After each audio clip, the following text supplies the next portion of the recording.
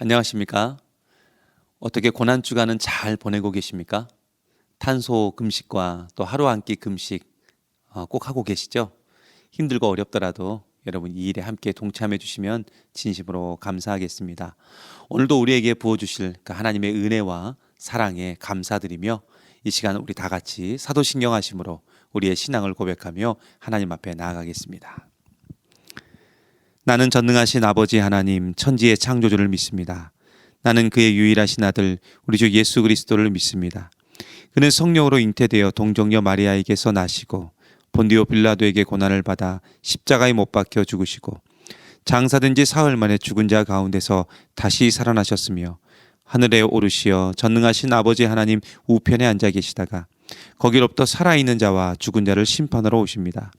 나는 성령을 믿으며 거룩한 공교회와 성도의 교제와 죄를 용서받는 것과 몸의 부활과 영생을 믿습니다. 아멘. 교회 소식 몇 가지만 좀 알려드리겠습니다. 오늘은 수요일입니다. 수요일은 수요 기도회가 있죠. 수요 기도회는 당분간 온라인으로 진행이 됩니다. 7시 15분부터 시작을 하니까요. 여러분 유튜브와 홈페이지를 통해서 함께 동참해 주시면 진심으로 감사하겠습니다. 지금 고난주간 특별 새벽 기도회가 이번 주 토요일까지 진행이 되는데요. 여러분 꼭 마지막까지 함께해서 우리가 예수님의 고난에 적극적으로 동참하고요. 기도하는 일을 습관화하는 그런 귀한 시간이 되었으면 좋겠습니다. 지금은 탄소 금식입니다. 오늘 수요일은 고기 금식입니다.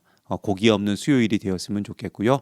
가급적이면 식물성 음식을 드심을 통해서 예수 그리스도의 고난에 동참하고 또 지구 환경을 살리는 우리가 되었으면 좋겠습니다. 그리고 지금 하루 한 끼 금식하고 계신 줄 저는 믿습니다. 아침이 되든 점심이 되든 저녁이 되든 여러분이 원하시는 시간대에 금식하심으로 함께 예수님의 고난에 동참했으면 좋겠고요. 금식만 하지 마시고 시간을 내어서 함께 기도했으면 좋겠습니다. 금식하신 식사비는 부활주일에 하나님 앞에 감사 예물로 함께 드렸으면 좋겠습니다. 오늘 다 같이 보실 하나님의 말씀은 마가복음 14장입니다. 마가복음 14장 32절에서 42절까지입니다. 신약에 있는 성경 80페이지입니다. 마가복음 14장 32절에서 42절까지 제가 하나님 말씀 봉독해 드리겠습니다. 그들이 겟세마네라 하는 곳에 이름에 예수께서 제자들에게 이르시되 내가 기도할 동안에 너희는 여기 앉아 있으라 하시고 베드로와 야고보와 요한을 데리고 가실새 심히 놀라시며 슬퍼하사 말씀하시되 내 마음이 심히 고민하여 죽게 되었으니 너희는 여기 머물러 깨어 있으라 하시고 조금 나아가사 땅에 엎드려 될 수 있는 대로 이때가 자기에게서 지나가기를 구하여 이르시되 아빠 아버지여 아버지께서는 모든 것이 가능하오니 이 잔을 내게서 옮기시옵소서.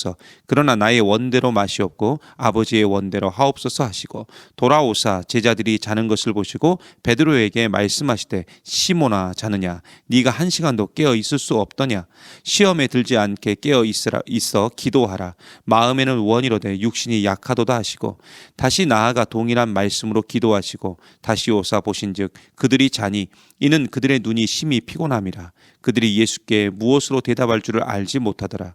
세 번째 오사 그들에게 이르시되 이제는 자고 쉬라 그만 되었다 때가 왔도다 보라 인자가 죄인의 손에 팔리느니라 일어나라 함께 가자 보라 나를 파는 자가 가까이 왔느니라. 아멘.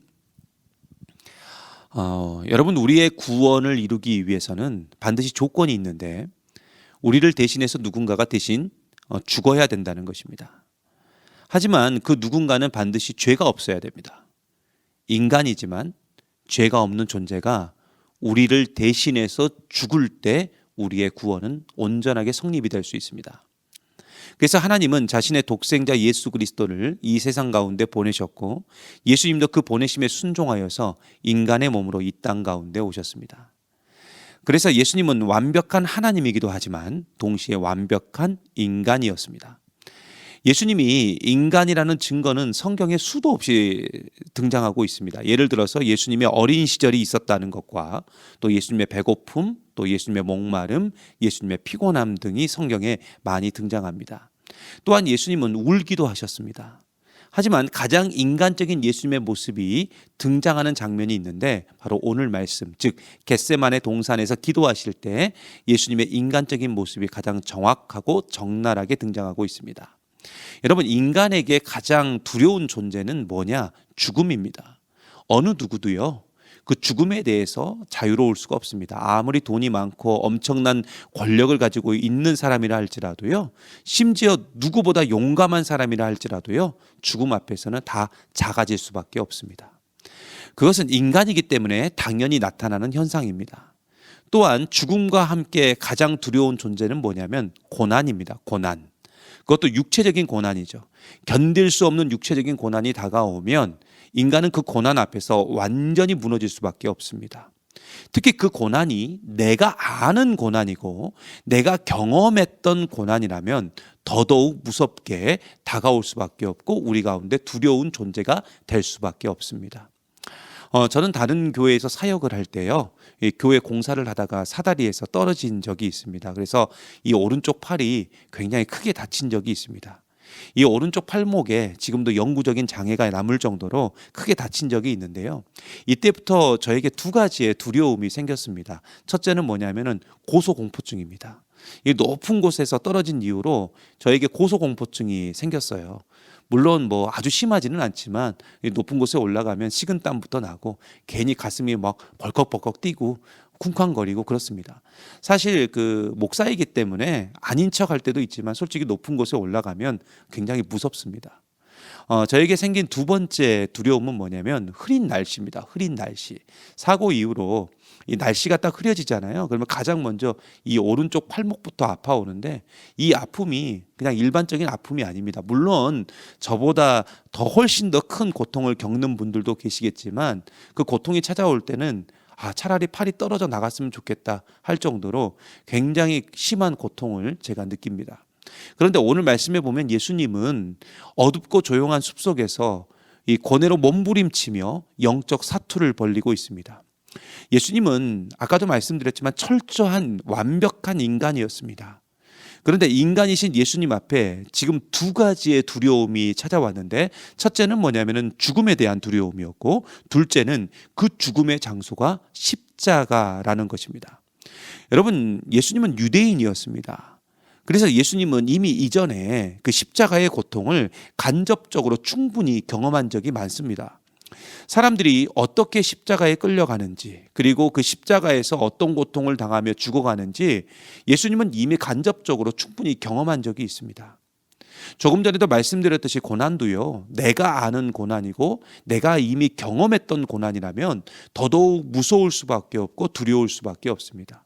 그래서 예수님은 깊고 깊은 그 숲속에서 두려움에 목이 메어 아버지를 부르며 기도할 수밖에 없었던 것입니다.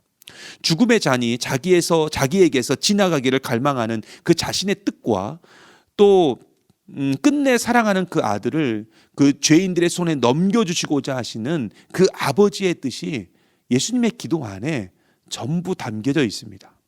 그런 의미에서 오늘 말씀 36절입니다. 우리 36절을 한번 다 같이 읽어보도록 하겠습니다.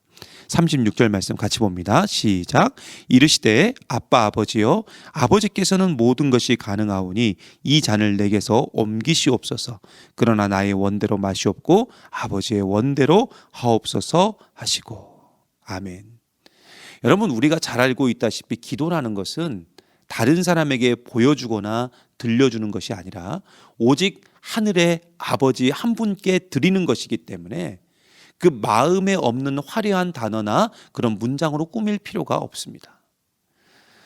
또한 기도는 자기 암시도 아니고요, 자포자기하는 마음에서 나오는 삶의 넋두리도 아니죠.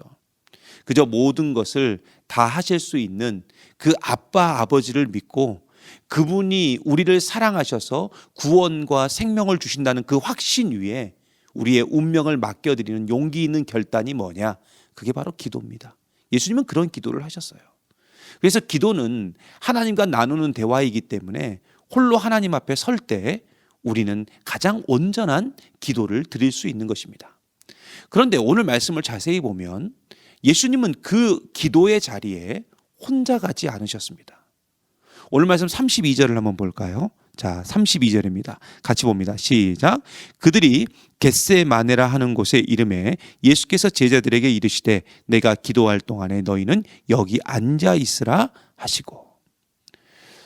여러분, 예수님은 홀로 기도해야 하는 자리에 제자들을 데리고 가셨습니다. 그렇다면 왜 예수님은 제자들을 데리고 가셨을까요? 바로 여기서도 예수님이 완벽한 인간이라는 증거가 나오는데, 여러분 솔직히 사람은요 혼자 살 수 없는 존재입니다. 그래서 항상 사람은 사람을 그리워하고 사람의 지지를 받고 사는 존재입니다. 캐스트 어웨이라는 영화가 있죠. 굉장히 유명한 영화입니다. 이 영화의 주인공이 홀로 무인도에서 지낼 때 그는 우연히 배구공 하나를 발견하게 됩니다. 그런데 이 주인공이 이 배구공에다가 눈도 그려주고 코도 그려주고 입도 그려줍니다. 그리고 풀을 가지고 이 머리카락을 만들어서 배구공에다가 심어주고 윌슨이라는 이름도 지어줍니다. 물론 이 배구공을 만드는 회사가 윌슨이라서 윌슨이라는 이름을 지어주는데, 이 영화의 주인공은 그 무인도 생활 중에서 이 윌슨과, 그러니까 그 배구공과 대화를 나누기도 하고 심지어 다투기까지 합니다. 결국 이 영화에서 우리에게 주고자 하는 메시지는 뭐냐면 인간은 절대로 홀로 살아갈 수 없는 존재라는 것입니다. 그래서 예수님도 제자들의 도움이 필요하셨고 그들과 함께 겟세마네라는 동산에 올라가신 거죠. 하지만 예수님과 함께 올라간 제자들은 간절한 그 예수님의 기도와는 달리 오늘 말씀해 보니까 너무 평안하게 잠을 잤습니다. 물론 예수님은 그들의 그 미약한 기도와 지지와 그리고 위로가 필요했기 때문에 잠을 자는 제자들을 3번이나 깨웠지만 제자들의 영적인 무감각은 전혀 예수님에게 도움이 되지 못했습니다. 오늘은 고난주간 3번째 날입니다. 지금 이 세상은 엄청난 고난을 받고 있습니다. 이전에 경험해 보지 못한 전 세계적인 고난이 시작되었습니다. 이제는 질릴 만도 한데, 그리고 이제는 멈출 것도 같은데, 이 매일 코로나19에 관한 새로운 소식이 우리에게 들려오고 있습니다. 결국 이 고난 속에서, 그것도 죽음의 고난 속에서 우리는 무엇을 해야 될까요? 오늘 말씀은 분명히 우리에게 말하고 있는데 그것은 뭐냐? 바로 기도입니다. 기도. 예수님은 제자들이 예수님의 십자가 앞에서 함께 기도하기를 원하셨던 것처럼 지금 우리가 함께 기도하기를 간절히 원하고 계십니다. 특별히 이 코로나19의 상황이 빨리 종료가 되고 이 코로나19의 상황을 잘 이기며 나아갈 수 있도록 우리가 기도하기를 계속 원하고 계십니다. 오늘은 여러분 무슨 일이 있어도요, 이 기도의 자리로 온전히 나아가길 바랍니다. 1시간이라도 정말 진지하게 현재의 상황과 형편을 우리 주님께 아뢰고요, 이 모든 어려움을 함께 이겨나가는 저와 여러분 되기를 간절히 소망합니다. 우리가 함께 기도할 때요, 지금의 모든 두려움은 사라지고 그 두려움을 뚫고 지나가 승리하는 기쁨을 우리가 반드시 맛보게 될 것입니다. 오늘도 이 사실을 믿고요, 나의 뜻이 아니라 우리 하나님의 뜻대로 간구하며 나아가는 우리 믿음의 종 되시기를 간절히 바랍니다. 이 시간 우리 함께 다 같이 기도하시겠습니다. 우리의 기도를 원하시는 하나님 아버지, 오늘도 기도할 수 있는 시간과 장소를 허락해 주셔서 진심으로 감사합니다. 하지만 지금까지 우리의 모습을 돌아보면 기도해야 할 때 기도하지 못하고 하나님의 뜻보다는 나의 뜻을 구하며 살았습니다. 이러한 우리의 모습을 용서해 주시옵소서. 지금 온 세상이 코로나19로 인하여 고통 가운데 있습니다. 이 죽음의 고통에서 우리를 구원하여 주시옵소서. 하루속히 코로나19의 상황이 마무리될 수 있도록 도와주시고 우리 모두 하나님이 주시는 지혜와 용기로 잘 이겨나갈 수 있도록 인도하여 주시옵소서. 특별히 이 일을 위해서 기도하는 일을 멈추는 일이 없도록, 그리고 기도를 쉬는 죄를 범치 않도록 도와주시옵소서. 오늘도 하나님 앞에 귀한 예물을 드리는 손길들이 있습니다. 각자의 처소에서 드려지는 이 예물을 받아주시고 그 손길을 통하여서 하나님의 놀라운 기적의 역사들이 이루어지게 하여 주시옵소서. 모든 것을 주님께 맡겨드리오며 예수 그리스도의 이름으로 기도하옵나이다. 아멘. 하늘에 계신 우리 아버지, 아버지의 이름을 거룩하게 하시며 아버지의 나라가 오게 하시며 아버지의 뜻이 하늘에서와 같이 땅에서도 이루어지게 하소서. 오늘 우리에게 일용할 양식을 주시고 우리가 우리에게 잘못한 사람을 용서하여 준 것 같이 우리 죄를 용서하여 주시고 우리를 시험에 빠지지 않게 하시고 악에서 구하소서.